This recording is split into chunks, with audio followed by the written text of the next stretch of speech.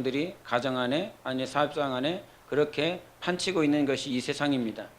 그런데 수많은 그와 같은 종교들도 있고 자기 나름대로의 신도 있는데, 그렇다면 우리가 믿고 있는 하나님과 세상이 믿고 있고 따르고 있는 그 종교와의 그 근본적인 본질의 차이는 무엇일까요?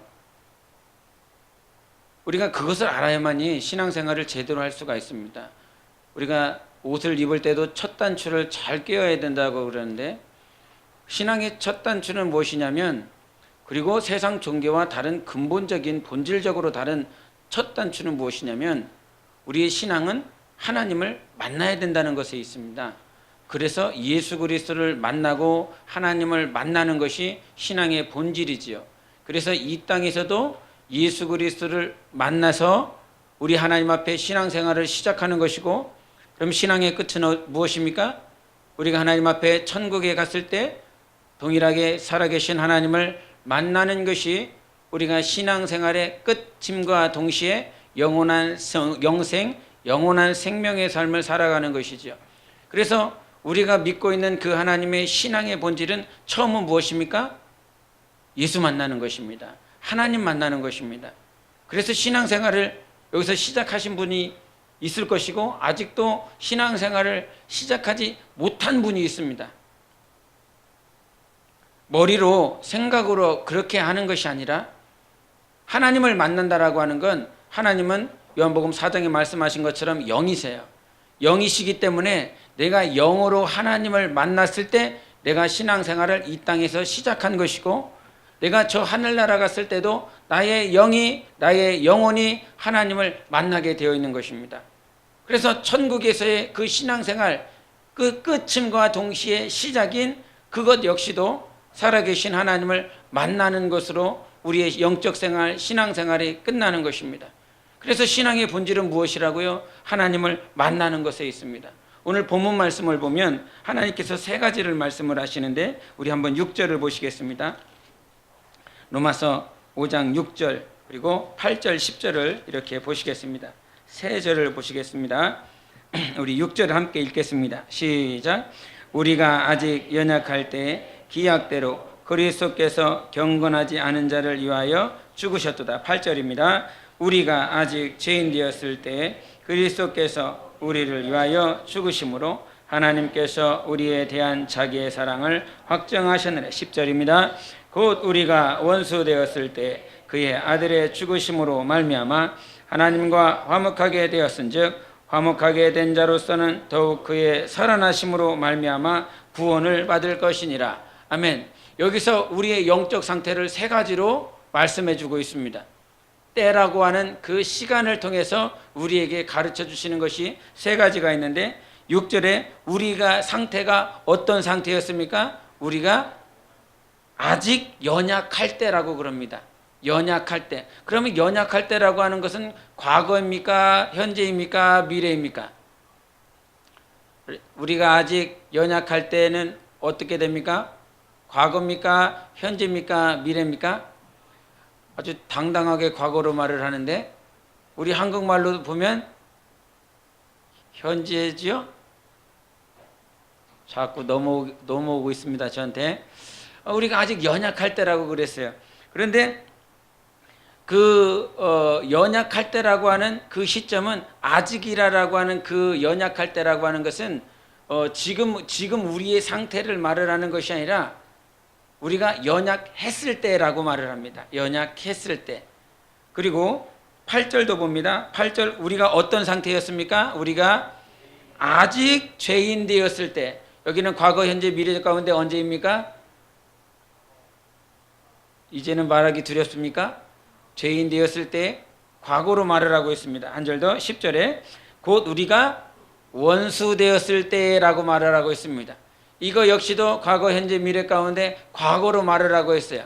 그래서 우리의 상태를 어떻게 말씀하고 계셨냐면, 우리가 연약했을 때, 우리가 죄인이었을 때, 우리가 원수 되었을 때 아들 예수께서 우리를 위하여 죽으셨다라고 하는 말씀을 해주고 있어요.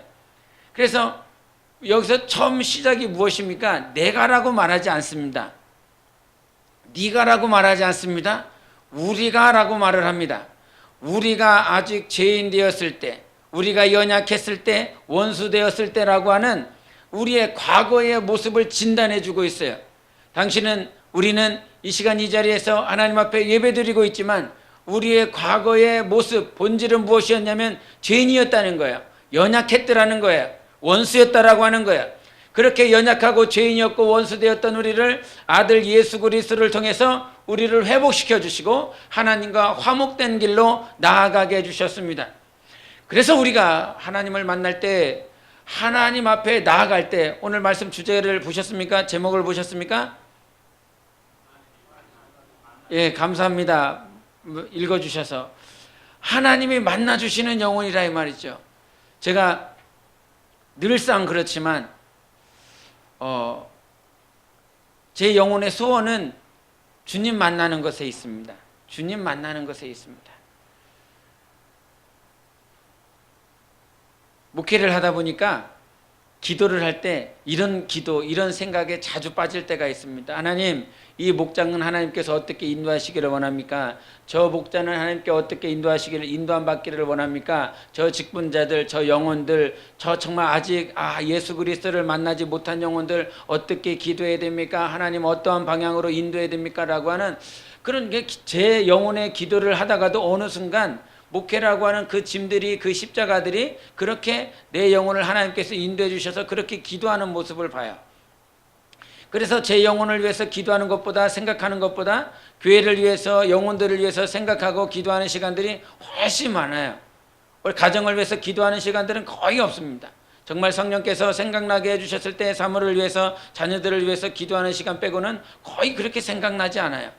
오직 교회들, 영혼들, 지체들, 가정들을 위해서 기도하게 되는데, 그러면서 하나님 앞에, 하나님, 저는 기도할 때, 무릎 꿇었을 때 주님 만나고 싶어요. 때로는 교회라고 하는, 목회라고 하는 또 가정과 직분자들을 놓고 이렇게 기도하는 순간들을 내려놓고요, 오직 하나님 만나고 싶어, 하나님과 교제하고 싶은 순간들이 참 많이 있습니다. 내 영혼의 소원은 오직 하나님 만나는 것인데, 그러면서 지난 금요일도 수요일도 매번 기도할 때마다 주님 언제 만나 주십니까? 이런 기도를 합니다. 언제 만나 주십니까? 지금도 하나님이 내 안에 계시고 예수께서 내 안에서 살아 계시지만 제가 주님 언제 만나 주실 것입니까? 라고 하는 그 기도는 그냥 잠잠하지 아니하시고, 오늘도 내 영혼의 감동으로, 내 영혼에 정말 친히 말씀하여 주시는 그 음성을 듣고 싶은 그 만남인 것입니다. 그래서 하나님 오늘도 만나고 싶다고요. 오늘도 만나고 싶다고요. 그런데 우리 하나님의 특성은, 우리 하나님의 속성은 잠잠하신 시간이 너무나 많으신 것 같아요. 잠잠히 그냥 계시는 그 시간들이 너무나 많은 것 같아요. 시편의 다윗의 고백처럼 너희가 잠잠히 하나님을 바라라, 이 말씀을 해주셨던 그 다윗의 고백이 그냥 섣불리 듣지 않습니다. 잠잠히 우리 하나님을 바라봐라.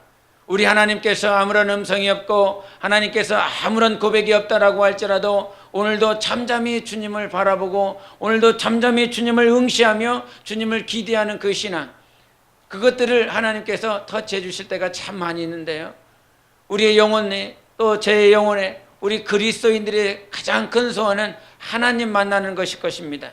그런데 하나님을 만날 때 주님 어떻게 하면, 그래서 제가 이번 주간 기도하면서 누가 하나님을 만날까 되게 궁금했습니다. 그냥 깊게 생각하지 않고 그냥 하나님 만나고 싶습니다라고 했는데, 하나님께서는 이번 한 주간 그럼 하나님을 우리가 날마다 만나고 싶어 하는데 정작 하나님은 어떠한 사람을 만나주고 계시는가라고 하는 것들이 제 안에 이렇게 퀘스천으로 다가왔습니다. 그러면서 하나님께서 오늘 본문에 있는 말씀을 생각나게 해주셨는데, 하나님을 만나려면 하나님을 절대적으로 만남에 있어서 네가 과거의 모습이 어떠했는지를 망각해서는 안 된다라고 하는 것입니다. 그러면서 데비드에서 하나님께서 가르쳐 주시는 것이 무엇이냐면, 야 봐라, 한번 생각해 봐라. 하나님을 만난 사람들 가운데, 혹 하나님께서 만나주시는 사람들 가운데서 자기 자신을 강하다, 하나님 나는 강합니다라고 말한 사람이 어디 있느냐 생각해 봐라. 하나님 나는 돈이 많아요, 그런 자들에게 하나님께서 만나주신 사건이 과연 어디 있는가? 하나님, 내가 열심히 기도하고 있습니다. 하나님, 내가 열심히 철야하고 있습니다. 열심히 금식하고 있습니다 라고 하며 자기의 열심을 주장하고 있는 자들에게 하나님께서 만나주신 사건들이 어디 있는지 한번 봐라. 때로는 기도하지 않고요, 정말 전혀 상관없는 그런 고레스다든지 바로라라고 하는지 그런 불의의 병기로 하나님께서 그들을 사용하신 사건들은 있습니다. 그런데 하나님께서, 하나님 나의 열심을 보세요. 하나님 나의 사역을 보세요. 하나님 내가 하나님 앞에 기도하는 모습을 보세요. 금식하는 모습을 보세요. 그렇게 자기 자신을 드러내고 있는 자들에게 과연 하나님께서 만나주셨는가? 도리어 성경에는 하나님, 나는 부함이 없습니다. 하나님, 나는 건강하지 않습니다. 하나님, 나는 지력도 없고요, 지혜도 없고요, 정말 부족하고 연약한 자입니다. 그렇게 말을 하며 자기 자신을 내려놓고 무릎 꿇고 눈물 뿌릴 때 우리 하나님께서는 다 만나주셨더라고요. 아무것도 없을 때 모세를 언제 만나주셨습니까? 자기의 왕권, 왕자로서의 권세, 권리를 다 놓아놓고 그 광야에서 정말 주님 외에는 의지할 자가 없는 그 상황 가운데 있었을 때 하나님께서 모세를 만나주셨습니다. 다윗 역시도 막내둥이였습니다. 형으로서 어떤 권세도 없고 기업을 받을 그런 권리도 없는 그런 자예요. 그와 같이 정말 그 초원에서 양떼를 치는 가장 연약한 자로서의 모습을 살아가고 있었을 때에 다윗을 만나주셨고요. 사울이 언제 하나님을 못 만납니까? 그럼 하나님을 만났을 때는 언제입니까? 사울은 내가 베냐민 지파 가운데서 가장 작은 자입니다. 자기는 장대해요. 모든 마을에 있는 사람들보다 키가 어떤 자들보다 큰 자예요. 괴력을 가지고 있는 자예요. 그럼에도 불구하고 자기 자신을 낮추고 베냐민 지파 가운데서, 베냐민 지파뿐만 아니라 그 지파 가운데 있는 그 족속 가운데서, 가족들 가운데서 가장 작은 자라고 자기 자신을 고백하고 자기 자신을 하나님 앞에 내려놓았을 때 하나님께서는 그 사울을 만나주셨습니다. 근데 하나님께서는 사울을 언제 만나주시지 않으셨습니까? 이제 내가 왕이 된 거예요. 정말 자기가 그 가나안 땅을 전부 다 다스리는 초대 왕이 되었습니다. 자기의 옛 과거의 모습들을 다 잊어버리고 하나님 앞에 자기의 현재의 모습, 왕의 권세, 왕의 권리를 그가 나타내었을 때 하나님께서는 그를 만나주시지 아니하셨다고요. 그래서 주님께서 말씀하시는 것이 무엇이냐면, 네가 연약했을 때, 네가 정말 연약했을 때라고 하는 것은 어떤 영어로 위기 아니라 unable로 아무것도 할 수 없는 상태를 말을 해요. 아무것도 할 수 없는 상태. 오늘 이지선 자매 간증을 받지만 저 자매가 말을 하면서 끄트머리에 정말 그 말이다. 우리가 아무것도 할 수 없을 때, 아무것도 할 수 없는 그 연약한 상태에서 나는 이제 하나님께 감사하기로 했습니다. 하나님을 더욱더 바라보기로 했습니다. 그 상태인 거예요. 자기의 그 피부가 이식되었습니다. 그 2000년도에 그 사고를 당했는데 지금 17년이 지났더라고요. 올해까지 17년이 지났으면 근 20년 동안 저 자매가 일본에도 갔다 오고 미국에도 갔다 오고 피부 이식 수술을 수십 차례를 받았습니다. 그러면서 얼마만큼 변했을까? 그렇게 수술을 해왔는데 근 20년 가까이 수술을 해왔는데 2000년대 처음 받았었던 그 수술의 모습과 지금 17년의 그 모습을 제가 이렇게 비교해 봤는데 조금 나아진 모습은 있지만 별 차이가 없는 모습이더라고요. 그 피부라고 하는 것이 새롭게 되는 것이 아니라 그냥 이게 헐어버리면, 낡아지면 그 낡은 부분을 떼고 다시 새 피부를 그냥 이식하는 것이지 이것 자체를 새롭게 하는 피부가 아니더라고요. 그래서 저 자매가 달고 있는 모든 피부들은 그 누군가로부터 아니면 자기로서 새로 난 그 부분을 갖다가 붙인 거예요. 그 붙인 부분이 시간이 지나면 낡아지기 때문에 다시 또 수술해야 되고 평생을 그렇게 살아야 되는, 그래서 자기 스스로는 세상 의학의 기술과 돈으로서도 그 피부 자체를 완전하게 새롭게 할 수 없는 그 상태인 거예요. 그러니까 자기 자신은 아무것도 할 수 없는 시간이고 아무것도 할 수 없는 그 상태인 거죠. 그런데 아무것도 할 수 없을 때, unable 되었을 때, 어떤 able 될 수 있는 그 상태가 아니라 unable 되었을 때, 연약하고 아무것도 할 수 없는 그 상태에 하나님께서는 우리 하나님을 만나 주시더라는 거예요. 하나님께서 우리를 만나 주시고 하나님 앞에 나아갈 수 있는 길로 열어주시더라는 것입니다. 그래서 여러분 잊지 마세요. 절대 잊지 마세요. 무엇을? 내가 과거에 연약했을 때, 내가 원수 되었을 때 하나님 무엇입니까? 하나님 앞에 불평불만하고 하나님 어디 있습니까? 라고 그렇게 불만을 토로했을 때 우리 하나님께서는 그렇게 하나님을 찾아 방황했었던 우리 모두를 분명히 만나주시는 하나님이십니다. 그래서 과거형을 잊지 마세요. 내 삶이, 내 영혼이, 내 가정이, 내 자손들이 어떠했었는지 절대로 내 과거의 모습을 잊지 말라는 것입니다. 그것을 잊어버리는 그 즉시로 우리는 교만하여 사울처럼 절대로 하나님을 만날 수 없는 그런 영적인 도태, 영적인 타락, 영적인 교만으로 빠질 수밖에 없어요. 1주 전, 2주 전, 한 3주 전에도 우리 그 매스컴을 통해서 그 대장 한 분이 계셨죠. 그 군대 대장, 그 직위가 별 4개짜리셨습니다. 근데 그 별 4개짜리 그분 위로 계시는 분이 2분밖에 없었어요. 전 군대를 다 합쳐서 그분 위에 딱 2명이 있었던 거예요. 대장 별 4개짜리로서 살아가셨던 그분이 그 교회 안에서의 직분이 무엇이었냐면 장로였어요. 그리고 와이프는 권사였어요. 장로고 권사라고 그런다면 그 교회 안에서 영적 지도자요, 영혼들을 인도하고 영혼들을 새롭게 하고 하나님께로 인도하는 중책을 가지고 있는 자입니다.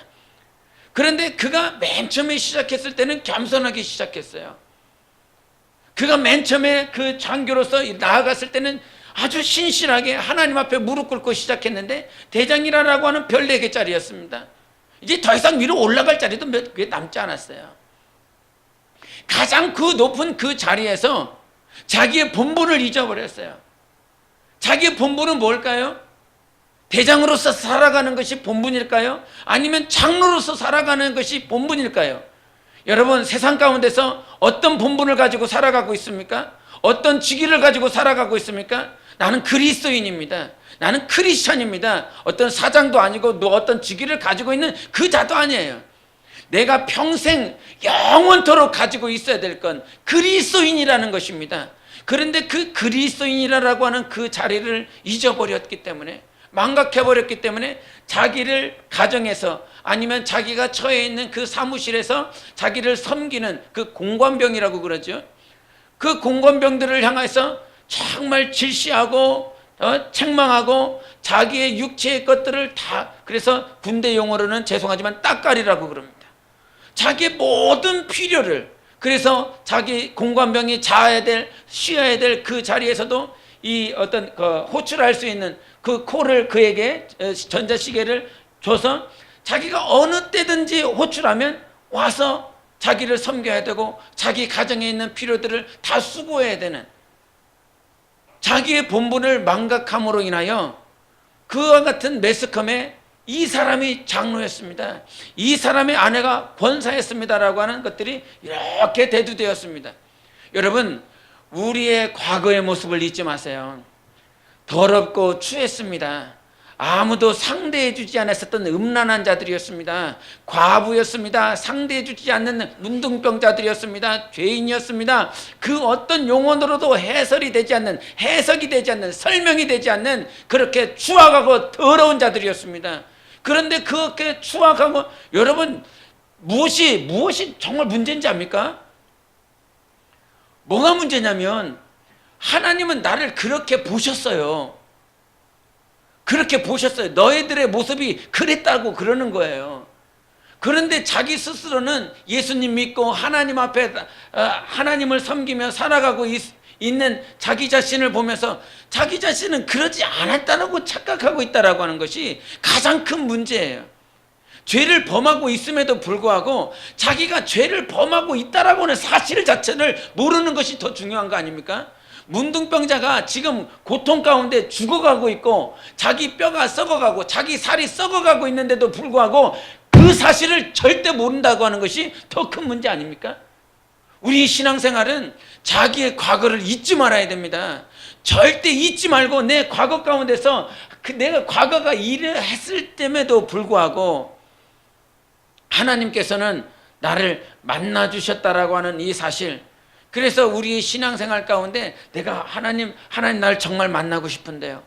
나 정말 주님 만나고 싶은데요. 그 첫 단계는요. 내가 연약했을 때, 내가 하나님 앞에 원수짓 했을 때, 죄인으로서 살아갔을 때 그 자세를 잊지 말라는 거예요. 성경에 예수님께서 어린아이들을 오는 것을, 어린아이들이 자기에게 오는 것을 막지 말라고 그럽니다. 천국은 이런 어린아이들의 것이라고 말씀해 주셨습니다. 여러분 왜 그랬을까요? 왜 예수님께서 어린아이들, 이들은 다 천국에 간다, 천국은 이런 자들의 것이다 라고 말씀해 주셨을까요? 보통 하는 말이 뭐냐면 아이들이 착하잖아요. 아이들이 선하잖아요. 맞습니까? 아이들이 선하고 아이들이 착합니까? 도둑놈들입니다. 아주 싸가지 없는 놈들입니다. 자기의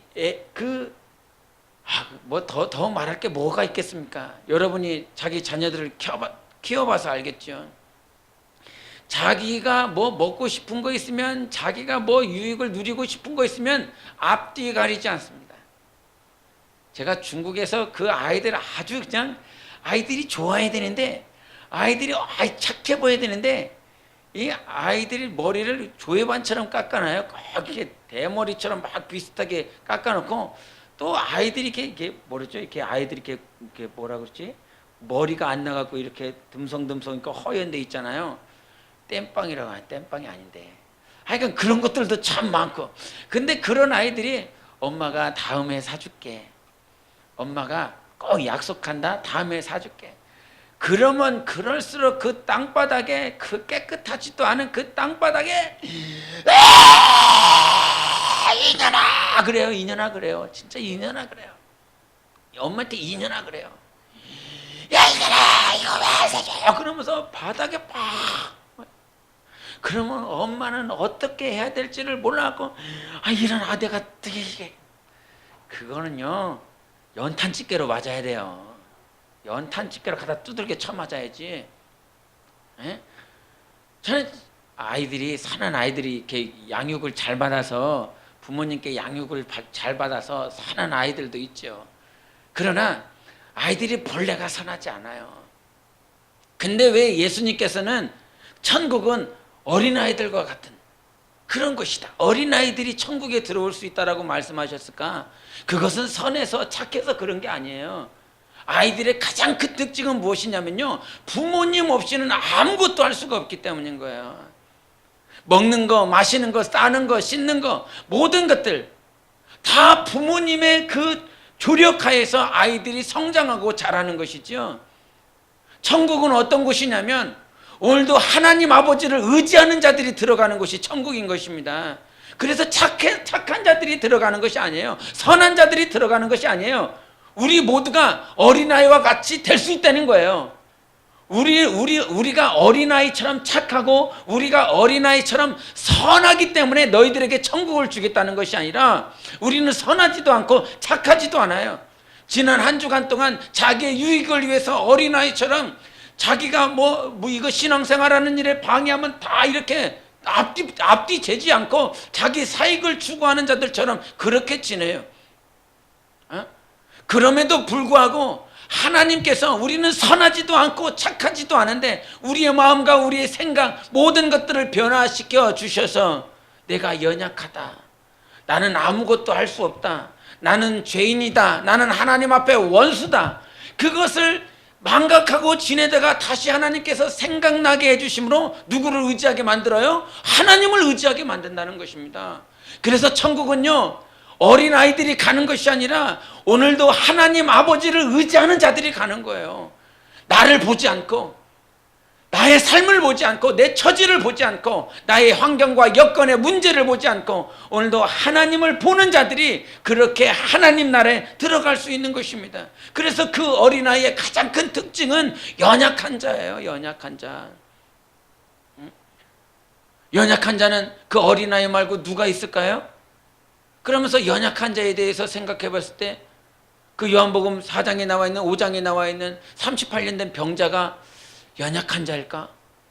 아니면 12년 동안 자기의 모든 전 재산을 다 팔아서 가산을 그렇게 보냈었던 12년 동안 혈류병을 앓았었던 그 여자가 연약한 자일까? 아니면 사마리아 여자가 연약한 자일까? 아니면 여리고성을 가다가 강도 만난 자가 연약한 자일까? 연약한 자는 하나님께서 만나주신대. 그래서 연약한 자가 되고 싶은데 연약한 자는 그럼 누굴까라고 하는 거예요. 근데 주님께서 해답으로 주신 말씀이 무엇이냐면요, 마태복음 8장 17절에 이런 말씀하셨습니다. 선지자 이사야를 통하여 하신 말씀이 이러하니 주 예수께서 우리의 연약함을 담당하시고 병을 짊어지셨다 함을 이루려 하심이라, 이런 말씀을 해주셨어요.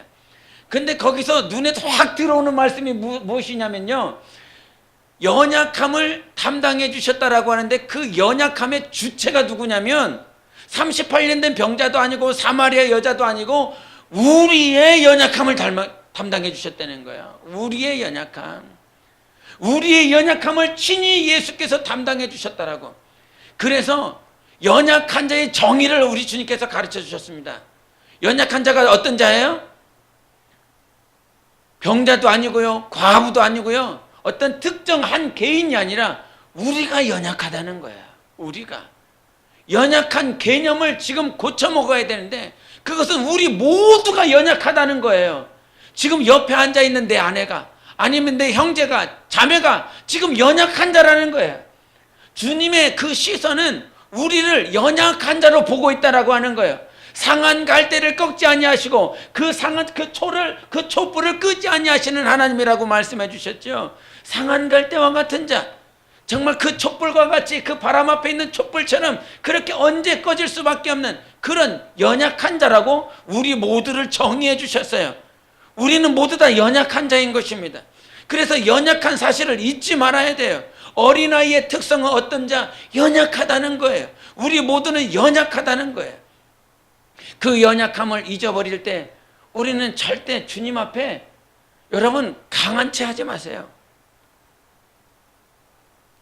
강한 채 하지 마세요. 강한 것은 부러질 뿐입니다. 그러나 그 갈 때는 넘어질지언정 다시 일어나게 되어 있어요.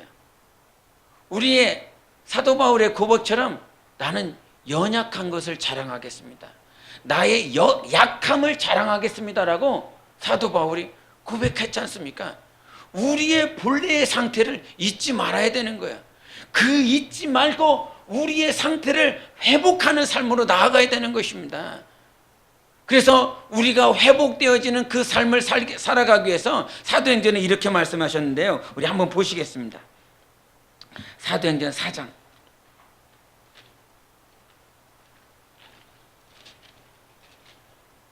사도행전 4장 우리 23절을 보시겠습니다. 4장 23절 그리고 우리 29절부터 31절까지 우리 한 목소리로 읽겠습니다. 23절입니다. 시작. 사도들이 노임에 그 동료에게 가서 제사장들과 장로들의 말을 다 알리니, 24절 보겠습니다. 그들이 듣고 한 마음으로 하나님께 소리를 높여 이르되, 대주제여 천지와 바다와 그 가운데 만물을 지은 이시여. 우리 30절 31절 시작. 손을 내밀어 병을 낫게 하시옵고 표적과 기사가 거룩한 종 예수의 이름으로 이루어지게 하옵소서 하더라. 빌기를 다음에 모인 곳이 진동하더니 무리가 다 성령이 충만하여 담대히 하나님의 말씀을 전하니라. 아멘. 여기서 우리가 연약하다라고 하는 그 사실을 알아요. 여러분, 초대교회는요 어떤 자들만 모인 줄 압니까? 연약한 자들만 모였습니다. 정말 주님의 사랑이 필요한 자, 주님이 없이는 살아갈 수 없는 그 당시 로마 시대의 그 제국 아래서 핍박받는 그 가장 연약한 자들만 모여 있습니다. 가장 큰 특징이 그거예요. 초대교회는 연약한 자들의 모임이었어요. 공동체였어요. 그런데 거기서 주님께서 교회를 세우시고 그 교회가 일어나게 하는 가장 큰 특징이 무엇이었냐면 24절에 그들이 듣고 한 마음으로 하나님께 소리를 높여 이르되 그랬어요. 연약하면 사람들의 특징이 어떻게 되냐면 자기만 보기를 원해요. 당신은 그나마 나보다 낫잖아. 당신은 당신은 나보다 가정이 좀 낫잖아. 형편이 낫잖아. 당신은 나보다 좀 건강하잖아. 당신은 나보다 배운 것이 좀 낫잖아. 연약한 자들의 특징이 그거예요. 자기만 봐주기를 원해요. 아이들의 특징이 뭐예요? 엄마가 떠나면 자기가 쫓아가서라도 엄마의 관심을 받기를 원하는 것이 연약한 자들의 특징이에요. 그런데 그와 같이 연약한 자들이 모여서 한 마음으로 하나님 앞에 빌기를 시작했다는 것입니다. 회복해야 될 것이 뭐냐면 지금 연약한 자들끼리 이렇게 모여 있어요. 여러분, 지금 우리가 연약한 자들끼리 모여 있지 어떤 재력 있는 자, 부한 자, 강건한 자, 세상에서 권력 있는 자들끼리 지금 모여 있는 것이 아니라고요. 주님이 없으면 살아갈 수 없는 자들끼리 이렇게 모여 있는데, 이 모여 있는 이 자리에서 한 마음으로 비는 것조차도 안 되는 것이 교회 아닙니까? 주님은 한 마음으로 하나님 앞에 나와서 한 마음으로 하나님 앞에 빌고 그렇게 나오기를 원했는데, 찬송하기를 원하는데 그것이 깨졌어요. 그것이 무엇이냐면 자기가 과거에 연약한 존재였다라고 하는 그 사실을 망각한 상태로 넘어가는 것입니다. 그래서 우리가 정말 잊지 말아야 돼요. 하나님을 우리 교회 안에서 정말 교회가 회복되어지는 것은 정말 한 마음으로 하나님 앞에 나아가야 되는 것. 우리가 솔로몬을 욕하는 이유가 무엇이냐면 솔로몬이 하나님 앞에 그가 결혼하고 그 나라를 세워감에 있어서 시간이 지나면 지날수록 많은 와이프들 그리고 후첩들을 이렇게 뒀습니다. 1000명 가까이 되는 후첩을 뒀어요. 그 1000명이나 되는 그 첩들을 하루에 한 명씩만 만난다라고 그래도 그건 3년 걸립니다. 3년씩 걸려요. 한 명 만나는데. 그러면 그 솔로몬이라고 하는 그 남자의 마음은 과연 어디에다가 둘까요? 어떤 첩에다가 마음을 둬야 되나? 수만 갈래로 뻗쳐 있는 자기의 관심사, 자기가 원하는 삶, 그런 것들로 말미암아 한 마음이 되어지지 않아요. 여러분, 남편이요, 나 말고 다른 여자를 계속 만난다라고 생각해 보십시오. 그 관계는 어떻게 됩니까? 금방 끊어지게 되어 있습니다. 절대로 하나가 될 수가 없습니다. 그 남편이, 남자라고 하는 그가 자기 아내에게 온 마음을 쏟을 수가 없습니다. 왜? 관계를 많이 맺고 있거든요. 우리의 관심사는 예수 그리스도 한 분이어야 되는 것입니다. 그래서 예수 외에 제약되는 모든 것들이 우리 다 잘라지고 부서지고 파쇄되어야 되는데, 예수 외에 관계되어지는 것들이 얼마나 많은지 모릅니다. 그러니 교회 안에 왔다라고 할지라도 그것이 하나가 될 수 있겠는가? 한 마음이 될 수 있는가? 우리가 진정 하나 될 수 있는 것은 예수 그리스도 한 분이어야 되는 것입니다. 그분 때문에 한 마음이 이루어져야 돼요. 기도 역시도 우리 하나님 때문에 한 마음이 되어야 되는 것이고, 우리가 봉사하는 것도 하나님 때문에 한 마음 되어야 되는 것이고, 예배 역시도 다 모든 것이 마찬가지예요. 하나님 때문에 하나 된 교회가 바로 초대교회였던 것입니다. 예수님 한 분 때문에 그 모든 자들이 하나가 될 수 있었던 것이에요. 그래서 자기 자신이 하나님 앞에 온전히 나아갈 수 있는 그 길들은 자기를 하나님 앞에 내려놓는 것, 그거 하나일 거예요. 창세기 3장부터 이렇게 보면 이게 아담과 하와가 범죄 사건이 나오지 않습니까? 여러분이 잘 아시는 것처럼 그 범죄하고 나서 하나님께서 누구를 찾아요? 아담을 찾아요. 아담아, 네가 어디 숨었느냐? 그랬더니 제가 범죄하여 내가 부끄러워서 벗은 것이 다 들통나서 그것이 부끄러워서 숨었다라고 그럽니다. 그때 예수님께서 아담에게 하시는 말씀이 무엇이냐면, 내가 먹지 말라고 했었던 그 열매를 먹었느냐라고 말씀해 주세요. 이것이 무슨 말씀이냐면, 하나님께서 아담은 지금 자기가 범죄하여 자기가 부끄러워서 벗은 자기 자신을 보면서 숨어 있습니다. 그런데 그 범죄하여 숨었었던 그 아담에게 향하여 하나님께서는 말씀으로 가까이 나아가고 있는 거야. 아, 열매를 먹었냐? 말았냐라고 하는 그 열매에 집중되는 것이 아니라 하나님의 말씀으로 아담에게 나아가고 있는 것입니다. 그런데 아담의 모습은 하나님은 그 말씀 가지고 아담에게 나아가는데 아담은 하나님께 말씀 가지고 나아가지 않아요. 자기가 하나님 앞에 변명하는 것이 무엇입니까? 여자, 그가 내게 이 과실을 열매를 주어서 내가 먹었나이다라고 말을 해요. 하나님은 우리를 만나 주실 때 말씀으로 가까이 다가오시는데 하나님 역시도 우리가 하나님 앞에 말씀을 가지고 나아가기를 원해요. 여러분 기도할 때 말씀 가지고 기도하십시오. 그냥 무턱대고 방언만 집다대는 것이 아니라 말씀의 역사가 기도인 것입니다. 그 기도가 살아있는 것이 말씀으로 이어지는 것입니다. 그래서 그 말씀을 가지고 하나님 앞에 나아갈 때 기도가 살아나는 거예요. 그냥 중언부언 하지 말라고 그랬잖아요. 성경에 중언부언 하지 말라고. 내가 하나님께 받은 말씀 가지고 기도하는 그 삶이 우리 주님과 교제가 되는 것이에요. 그런데 아담은 말씀 가지고 하나님 앞에 나아가는 삶이 아니라 저 여자 때문이라고. 내 주변머리의 것들, 환경을 가지고 하나님 앞에 핑계대며 변명을 대는 것입니다. 여러분, 저 사람 때문에가 아니라 우리는 그냥 하나님 보고 가는 거예요. 저 환경 때문에, 저 환경 때문에 내가 무너지는 것이 아니라, 저 사람 때문에 무너지는 것이 아니라, 저 남편이나 아내 때문에 무너지는 것이 아니라 우리는 그냥 말씀 가지고 하나님께 가는 거예요. 그것이 흔들려서는 안 되는 것입니다. 여러분 지금까지 어떻게 신앙생활할 수 있었습니까? 예수님이 나의 반석이었기 때문이었습니다. 예수님이 나의 근본이었기 때문이었습니다. 누군가의 사람 때문에 내가 하나님 앞에 설 수 있었던 것이 아니라 이시 잠깐 나를 도와주고 나를 섬겨줬었던 그 부분은 있었지만 그거는 그냥 이 부차적인 거예요. 주류가 아니라고요. 비주류라고요. 주류는 오늘도 주가 되어서 나에게 흘러오시는 예수 그리스도 한 분 때문에 내가 지금까지 신앙생활하고 저 내 신앙생활의 마지막 그 끄트머리에서 예수 그리스도를 만날 수 있는 거예요. 그거 한 분 아니냐? 그거잖아요. 베드로의 모습이 막 생각나더라고요. 베드로의 13장에 그 요한복음 13장에 보면요. 베드로가 이런 얘기가 나와요. 이제 막 체험 만찬 됐거든요.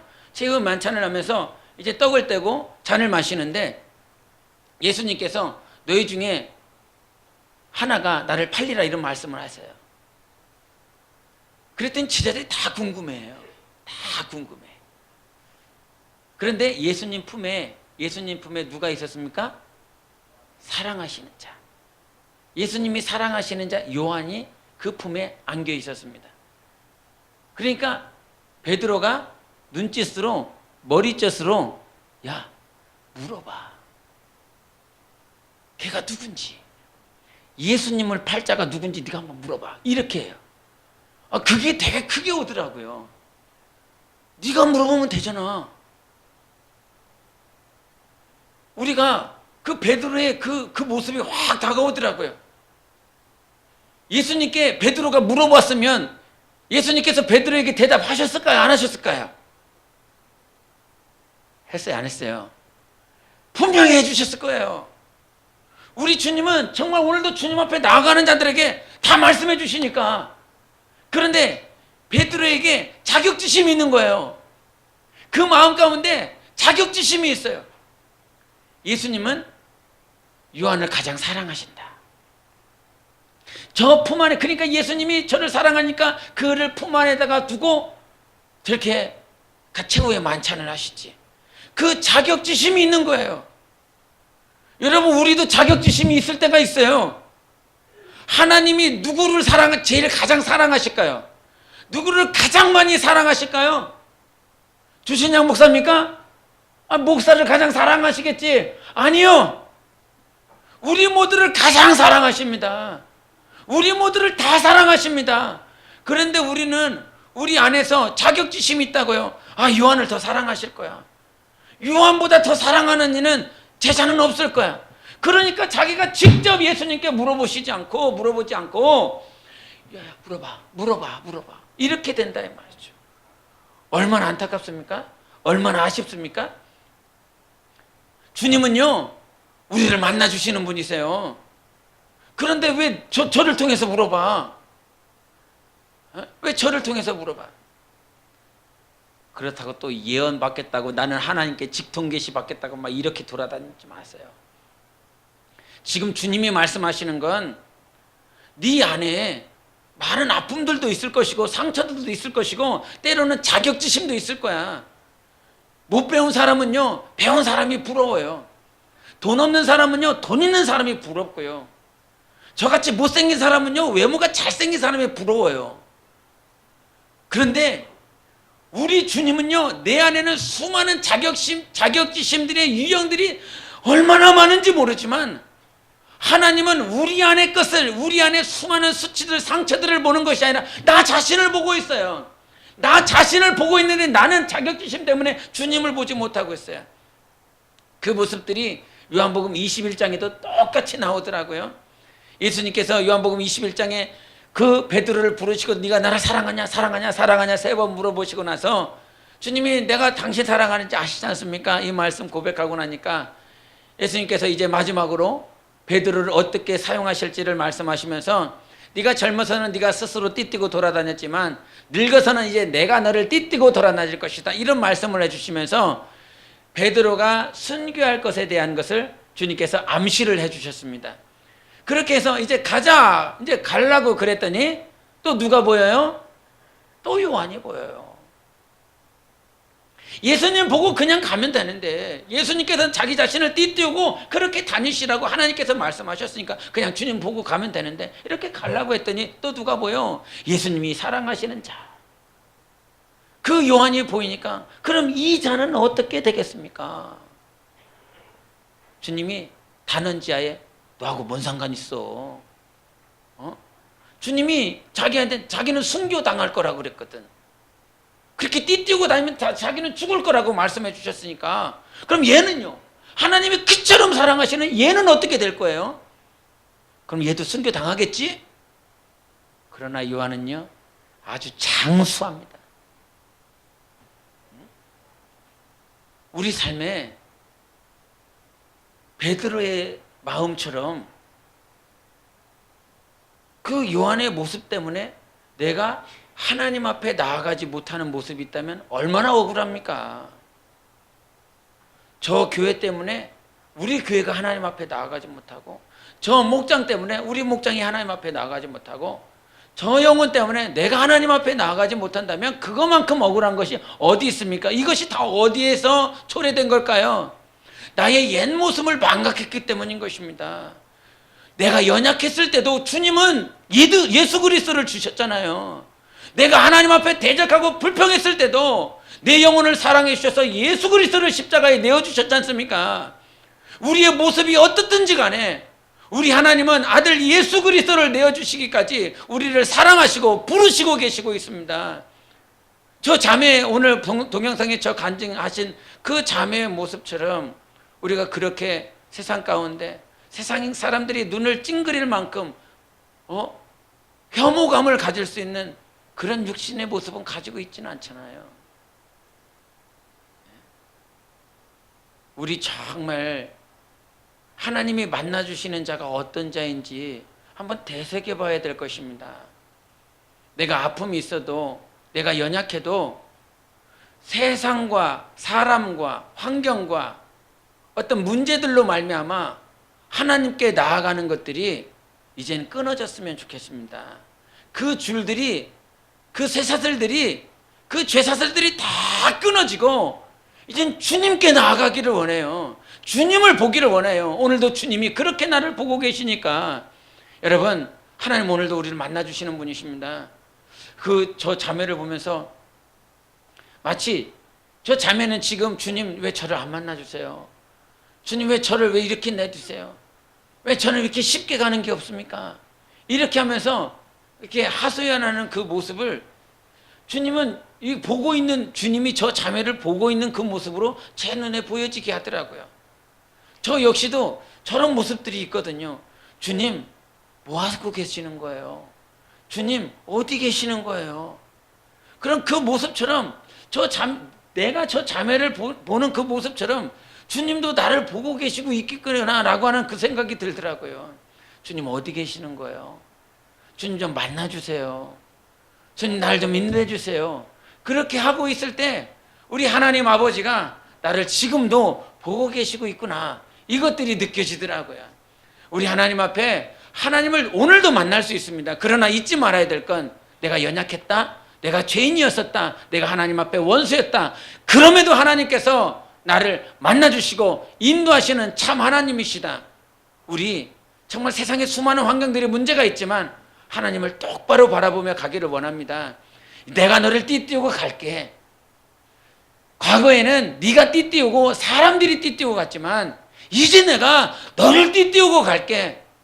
그렇게 나를 띠띠우고 가실 우리 주님을 보고 제대로 가자고요.